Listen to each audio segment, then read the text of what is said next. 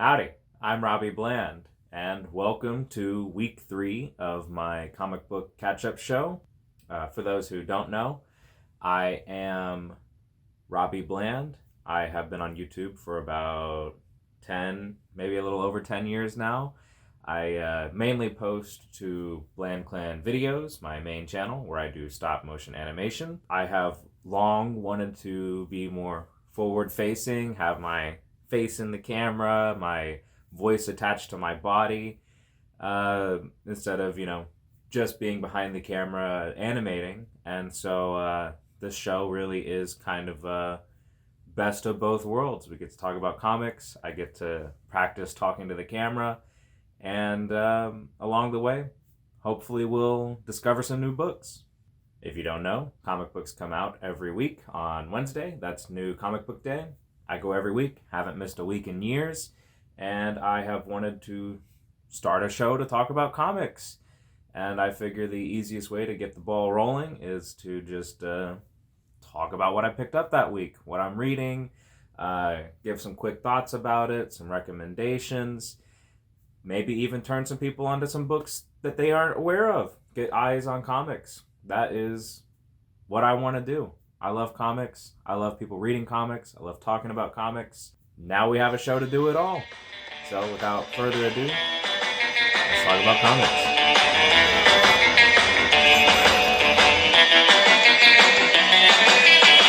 He's Robbie Bland. He's Robbie.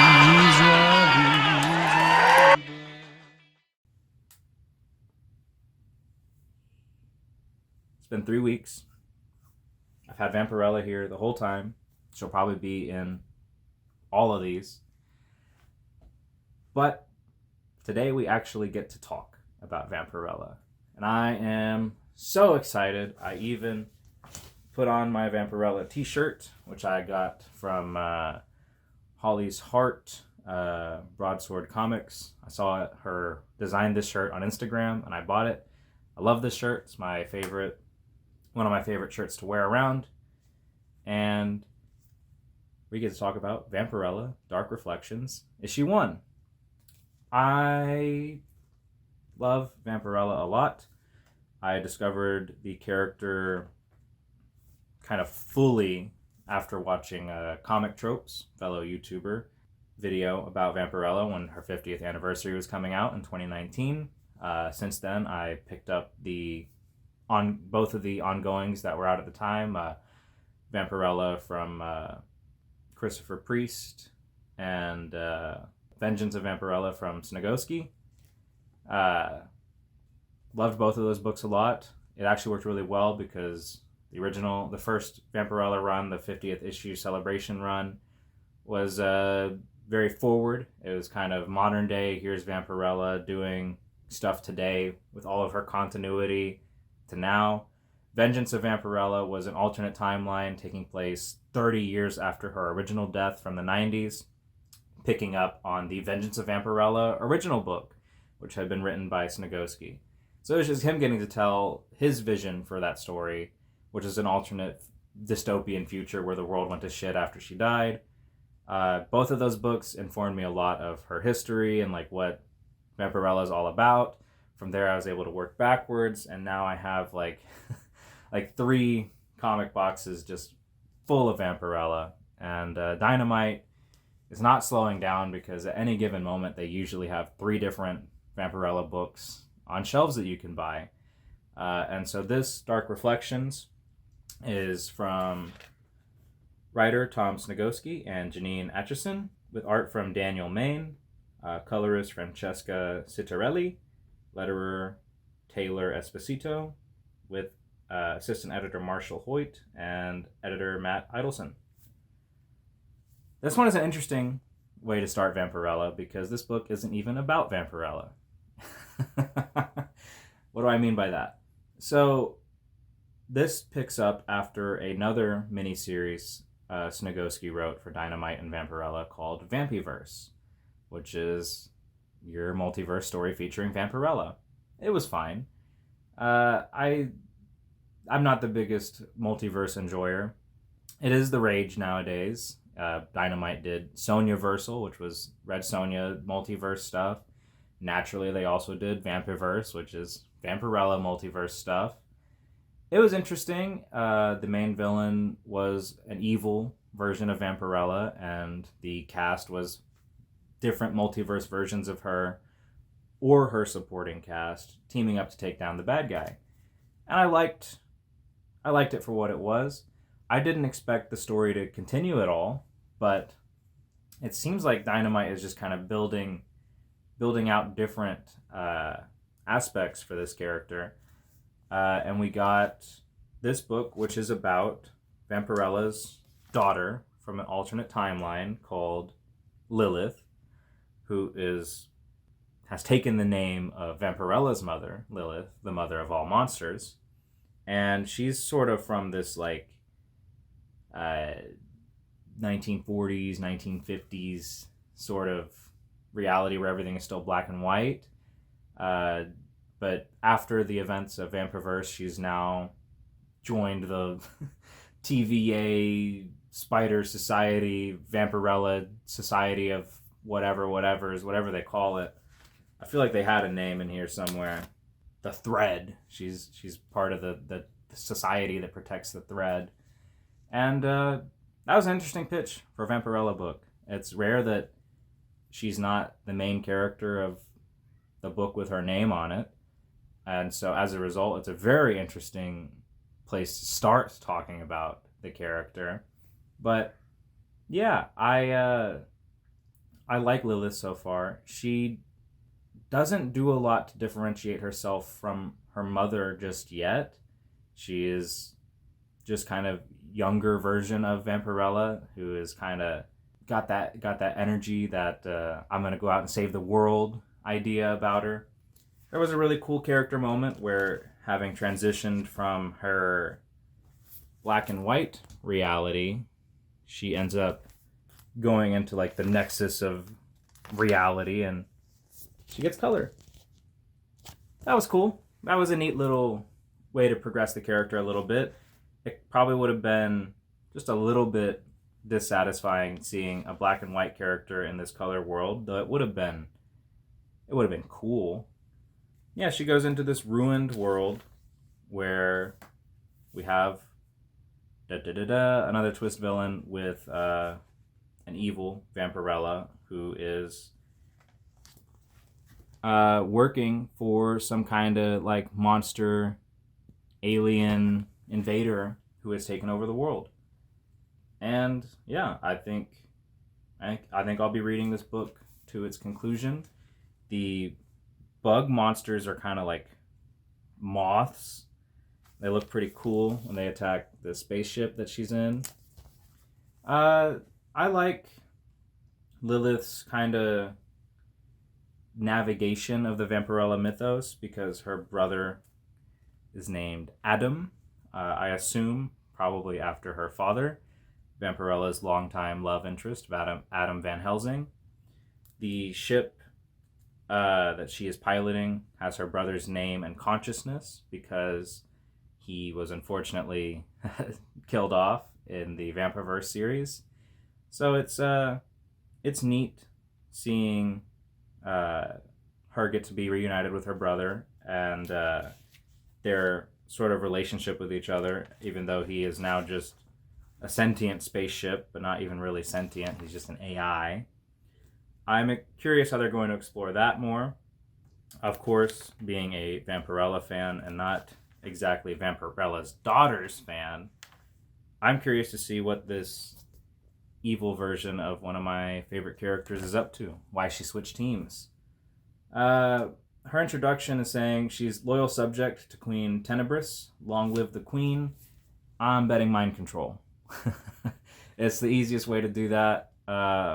If there's some kind of like moral timeline divergence that has happened where she just is evil and not seeking to control the world, but instead just seeking to be a lackey, that's interesting. I'm curious how that will be explored. There's not a whole lot to say about issue 1. I was hoping there would be more to talk about, but it's just foundational setting some groundwork to be further explored later. And I trust this writer. He has been writing Vampirella for decades, and there's very rarely a miss in his work with Vampirella. I was interested because he's had two different kind of divergent runs with the character. There was Vengeance of Vampirella, which took place 30 years after her original death. She gets resurrected, has to figure out what to do about this new apocalypse world she's woken up into as kind of the world's only hope. That ended, but then relaunched with Vampirella Strikes, which was her, after saving the world, now having to heal the world because it's still broken. There's still monsters everywhere, and society can't just go back to normal. Everything's destroyed. So she's sort of navigating that divide and trying to get humans and monsters to coexist. It was a lot of fun. And it ended with a hint, an implication that there was some dark force inside of her that was corrupting her and that she might switch teams and become evil. We haven't got a follow-up to that yet. So when I saw Dark Reflections, I thought that's what this book would be, that it would be following up on that and that continuity. Instead, it's following the Vampirverse continuity, which is entirely different from that other one in the first place. And then I saw evil Vampirella wearing the Vengeance and Strikes iconic, trench coat and like cape. And I was like, okay, maybe these are related somehow. Maybe she did break bad and ruined the world even more, and we're going to get a convergence of those two books, those two different timelines that are coming from the same author. I don't know how true that is, though. It might just be wishful thinking, because I definitely am more interested in continuing the stories from Vengeance and Strikes. I liked how grounded they were, despite being a fantasy world. They were mostly about getting the monster and human community to coexist and work together. And I liked all the little glimpses of what that society looks like, where monsters are business owners, and humans have to live with them, and they are sometimes have relationships with each other. And I thought that was really interesting. The multiverse stuff doesn't work for me that much. This is another Vampirella in the multiverse story, and I'm curious where it'll go. I'm curious what twists and turns we'll encounter along the way. Before this, we had Vampirella versus Red Sonja, which was Vampirella and Red Sonja being caught up in a misunderstanding between the super society that is like protecting the multiverse, trying to recruit them to their team, and shenanigans ensued where they thought Vampirella was a bad guy. They sent Red Sonja after her. Vampirella ends up joining their society during the run called Dark Powers and The Superpowers, which was all that continuity's Vampirella, who is kind of a superhero protecting the multiverse and going on undercover missions in different worlds to, save all the timelines and whatever. But that is also a third, fourth separate continuity. There's a lot. When it comes to Vampirella, there is a lot to read, a lot to get into, and kind of something that could strike anyone's fancy, I think. You get kind of dark horror books, you get super sci-fi silly books. You get a lot. You get a lot to work with. I think the character is very versatile, and you can put her in just about any position, and it would be exciting and interesting and entertaining. I think it kind of just goes back to her roots as a vampire from space. You get all kinds of stuff to do with Vampirella, and I'm excited to see where Dark Reflections goes. I look forward to talking about the mainline series of books from Christopher Priest whenever the next issue for that drops. But I think that's kind of let's dip our toes in. Let's get the ball rolling with Vampirella. This was a good start, an interesting start. Canonically, Lilith is one of a few children that she has had, especially in recent years. And I'm curious what they will do to differentiate Lilith from Vampirella's other children, besides killing her off. I hope they don't just do that. She's the protagonist of this series, so unlikely that she dies anytime soon. Just a flesh wound. I'll heal. Hello, Eric. Thanks for meeting me here. And with all that said, this has been my 2-hour comic book catch-up for this week. This one's going to be fun to edit. I flubbed up a lot, but had a good time. There were some interesting reads. I hope I didn't spend too much time just recapping stories, and hope I got to talk about substance a little bit. If you want to know what else I do, I do stop motion animation on YouTube under the name Bland Clan Videos. I just put out a new video, Beta Ray Bill versus Starfire. This month in June, I have 2 very short videos coming out. They're sort of oddball matchups. We'll see when they drop. They're filmed already. I'm just working on getting them edited. I have recently begun experimenting with YouTube Shorts. I've been clipping my content, but also re-editing some things. I'm now doing these like little verses edits you see here. Those are exciting. Beyond that, check out my best friend Caleb King's Kickstarter for his comic. I'm gonna just replay the segment from the first week. I think that was just the perfect way to talk about that.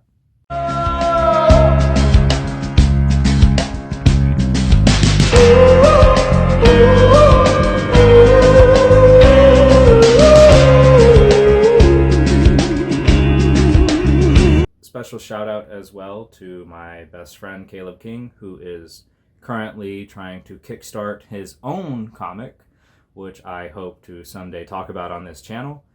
Swallowed Still, the Kickstarter link will be in the description, and here's some nice little visual stills. It is good. It's emotional.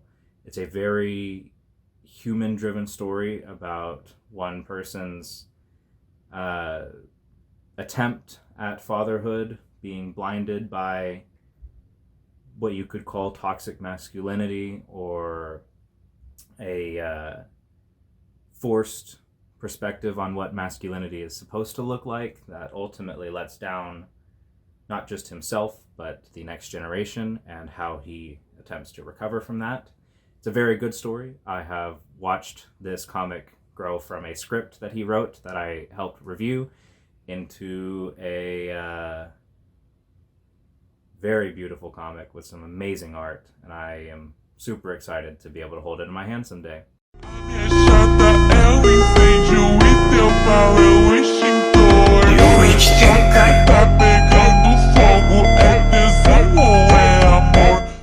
You should also be on the lookout for trying to talk about Civil War and Late Night with the Devil, the movie talk show I do with my friend Israel. He is currently editing our most recent episode where we talk about those 2 movies.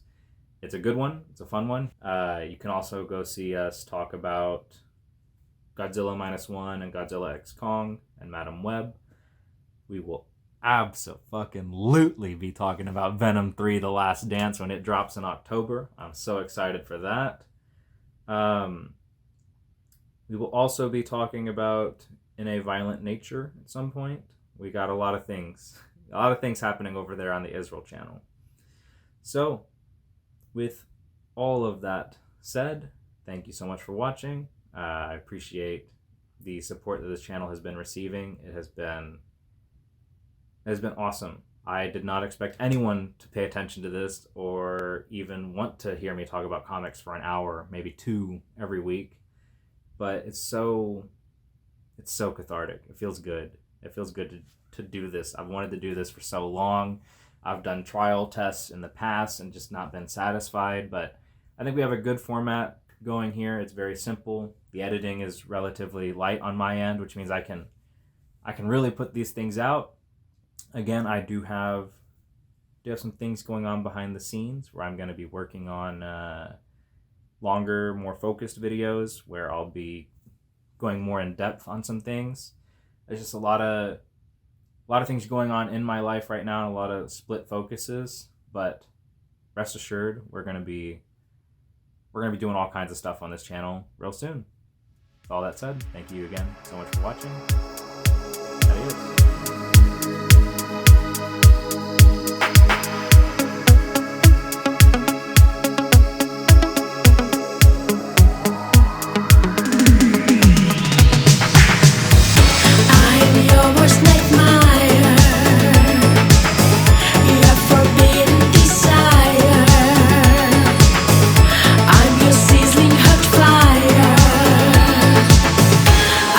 Lady.